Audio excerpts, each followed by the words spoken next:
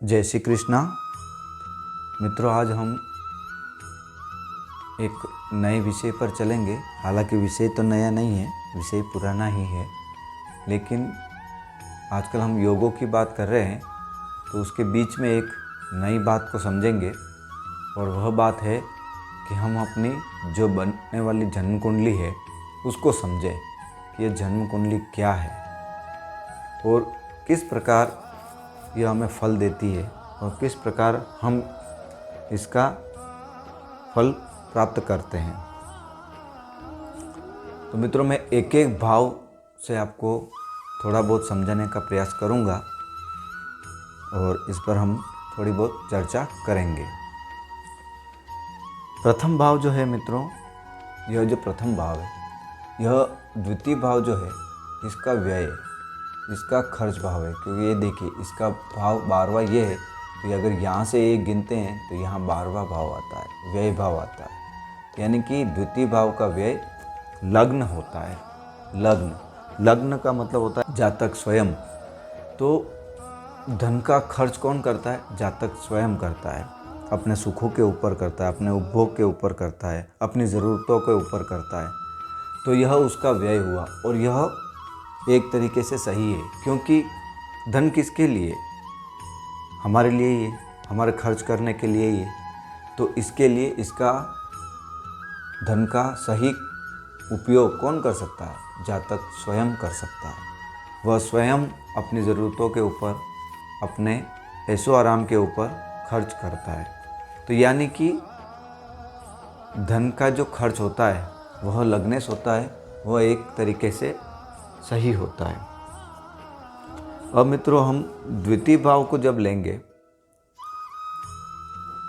यह द्वितीय भाव यह पराक्रम का व्यय करता है। द्वितीय भाव, क्योंकि यहाँ से जब हम एक गिनते हैं तो यह 12वां भाव बनता है।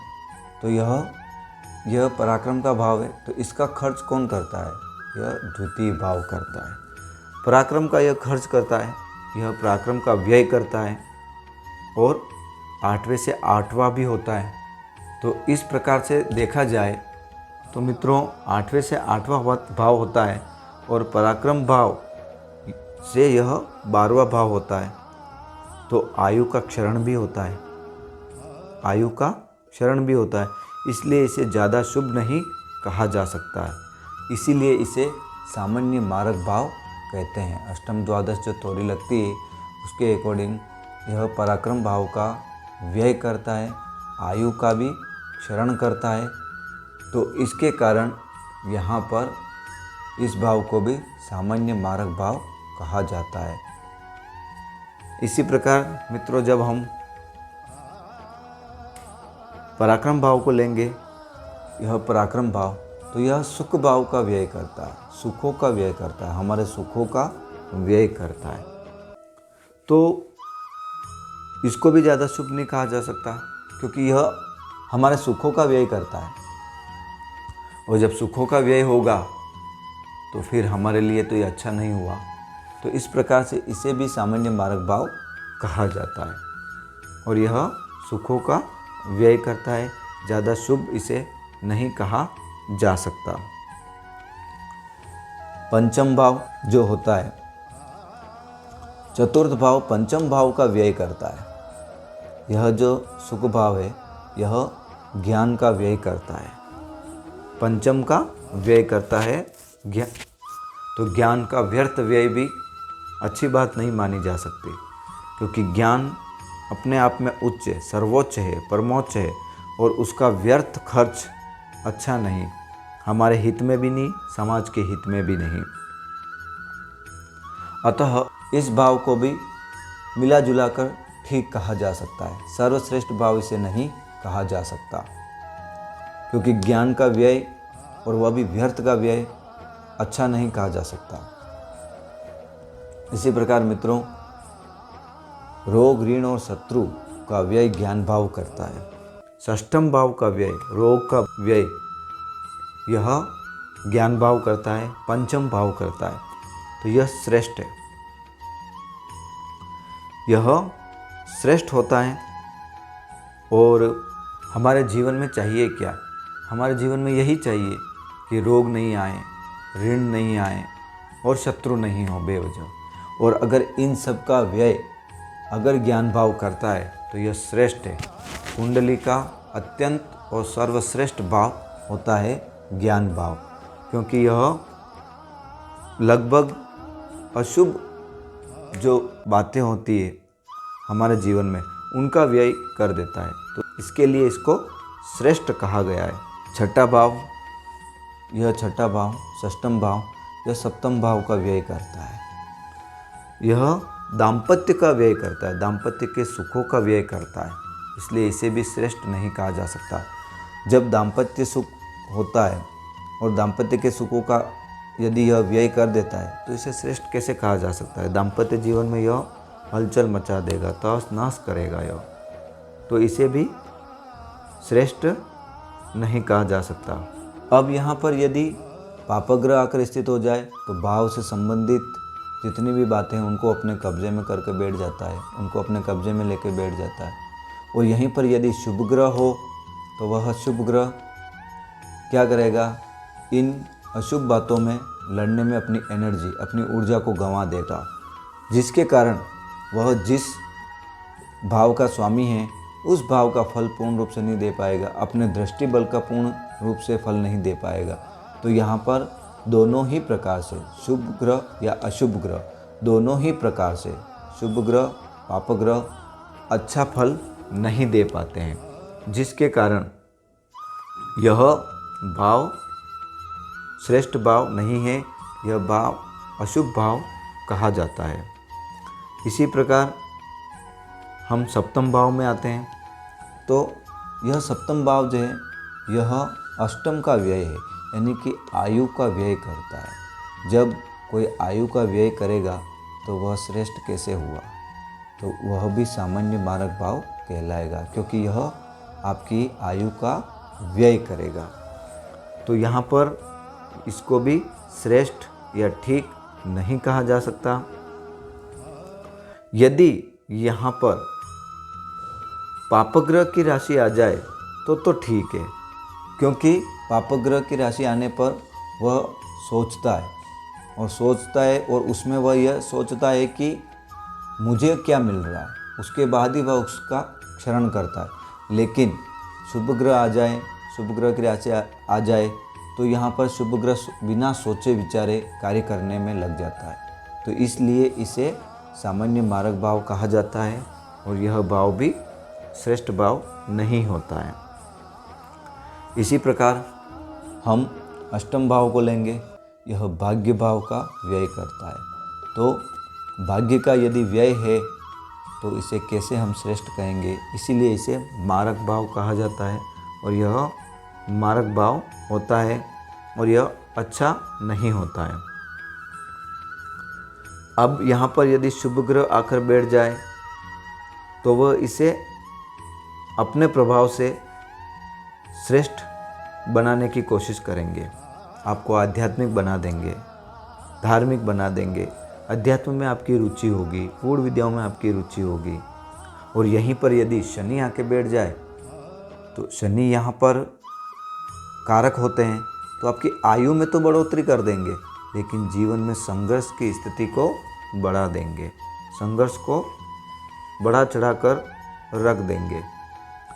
हालांकि आयु को यह बढ़ाने वाले होंगे। इसी प्रकार सूर्य और चंद्र भी यहाँ पर आए तो वह उनको भी अष्टम का दोष नहीं लगता है, तो वह भी अपना प्रभाव ठीक ही देते हैं।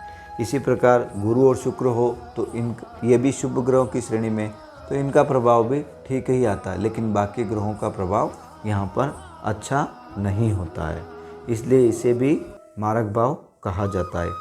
इसी प्रकार जब हम भाग्य भाव को लेते हैं तो यह कर्म भाव का व्यय करता है, भाग्य भाव कर्म भाव का व्यय करता है, अतः यह श्रेष्ठ है, क्योंकि धर्म का संबंध कर्म से होना अत्यंत आवश्यक है। और यदि धर्म का संबंध कर्म से बन जाए तो उससे श्रेष्ठ और क्या होगा। व्यक्ति धर्म के द्वारा कर्म करेगा, धार्मिक होगा और उसके कर्म भी अच्छे होंगे, अच्छे कृत्य होंगे उसके, तो इसे श्रेष्ठ कहा जाता है, क्योंकि यह श्रेष्ठ है। और धर्म में ही कर्म का व्यय होना अत्यंत श्रेष्ठ होता है। और यही मुक्ति का मार्ग खोलता है, यही आपको आगे लेकर जाता है, यही आपको जीवन में आगे की तरफ बढ़ने को प्रेरित करता है। और यही धर्म जो होता है, इसके द्वारा किए गए कर्म ही आपके पुण्य फल बनकर आगे आपके काम आते हैं। तो इसलिए इसे श्रेष्ठ कहा जाता है। कर्म भाव लाभ भाव का व्यय करता है। दशम भाव जो है वह एकादश भाव का व्यय करता है। शुभ ग्रह वो प्रयत्न नहीं करेगा, क्योंकि लाभ आए, और पाप ग्रह लाभ के लिए प्रयत्न करता रहेगा और वह लाभ का व्यय करवाएगा। उससे वापस वह कहीं न कहीं कर्म में लगाकर उससे 2 से 4 करवाने का कार्य करेगा। इसके लिए पाप ग्रह हैं तो श्रेष्ठ हैं, लेकिन शुभ ग्रह हैं तो श्रेष्ठ नहीं होगा, क्योंकि पाप ग्रह को इच्छा होती है कि वह जो भी दे रहा है तो उसके एवज में कुछ ले, तो उसे वह 1 से 2 करने का प्रयत्न करेगा। लेकिन यह शुभ ग्रह नहीं करेगा, क्योंकि शुभ ग्रह एकदम निर्विक्त होकर फल देने लग जाता है। उसे किसी की चाह नहीं होती है, वह वहाँ पर न्यूट्रल होकर फल देने की कोशिश करता है। इसलिए इसे भी ज़्यादा श्रेष्ठ नहीं कहा जा सकता। पाप ग्रह हैं तो श्रेष्ठ हैं, लेकिन यदि शुभ ग्रह हैं तो श्रेष्ठ नहीं कहा जा सकता। एकादश भाव द्वादश भाव का व्यय करता है, अतः इसे भी श्रेष्ठ नहीं कहा जा सकता, क्योंकि यह भी छठवें से छठा होता है, छठे भाव से छठा होता है, इसलिए इसे भी शुभ नहीं कहा जा सकता। अब यदि यहाँ पर पापग्रह हैं तो वह शुभ फल देंगे, क्योंकि वह व्यय का व्यय है, जिससे पापग्रह सोच समझकर धन लाभ हो तो ही वह उसका उपयोग करेंगे अपने हित के लिए। अतः इसकी सद्गति नहीं होती है, और जब धन का व्यय होगा तभी धन आएगा, जब धन का व्यय होगा तभी तो धन आएगा। अतः पाप ग्रह यहाँ श्रेष्ठ फल देते हैं, क्योंकि शुभ ग्रह व्यय नहीं करने देते हैं, धन लाने का प्रयत्न नहीं करेंगे। यहाँ पर शुभ ग्रह धन लाने का प्रयत्न नहीं करेंगे, और पाप ग्रह यहाँ बैठेंगे तो नितांत ही वह प्रयत्न करेगा, क्योंकि उसे शांति से बैठना पसंद नहीं, वह चाहत में रहेगा। लेकिन शुभ ग्रह शांत होते हैं, उन्हें किसी प्रकार की चाहत नहीं होती। जैसे ऋषि मुनि कैसे होते हैं, उन्हें किसी प्रकार की चाहत नहीं होती। लेकिन जब भौतिक वस्तुओं की लालसा भौतिक वस्तुओं में लिप्त लोगों में होती है तो वह उनकी लालसा बढ़ती जाती है। तो वैसे ही पाप ग्रहों की स्थिति होती है। इसी प्रकार व्यय भाव जो कि लग्न भाव का व्यय करता है, लग्नेश का व्यय करता है, हमारे तन का व्यय करता है, हमारे शरीर का व्यय करता है, इसलिए इसे श्रेष्ठ नहीं कहा जा सकता है। यदि इस भाव का स्वामी स्वयं अपने ही भाव में स्थित हो तो स्थिति श्रेष्ठ है। इसके अलावा इस भाव का स्वामी स्वयं जाकर कहीं और जगह बैठ गया तो यह देखकर ही बताया जा सकता है कि वह कैसा फल देगा। और यदि 12वें भाव का स्वामी शुभ ग्रह के साथ है या शुभ राशि में है तो वह अच्छा फल देगा, अच्छा फल देने का प्रयत्न करेगा। तो मित्रों, इस प्रकार यदि हम जन्म कुंडली को समझेंगे तो हमें पता चलेगा कि हम जो कुंडली देख रहे हैं, हमारे अंदर ग्रहों की जो स्थिति है, ग्रह जो बैठे हुए हैं, उनकी जो पोजीशन है, वह भावों के अनुसार कैसा फल दे रहे हैं, यह जानने का हम प्रयत्न कर सकते हैं। और यहाँ पर हम और गहराई में जाकर इसको प्रिडिक्शन कर सकते हैं, देख सकते हैं। तो मित्रों, आज हमने जन्म कुंडली को समझने का एक प्रयास किया है, तो आप भी देखिए, अपनी कुंडली खोलकर और समझने का आप भी प्रयास करिए। धन्यवाद।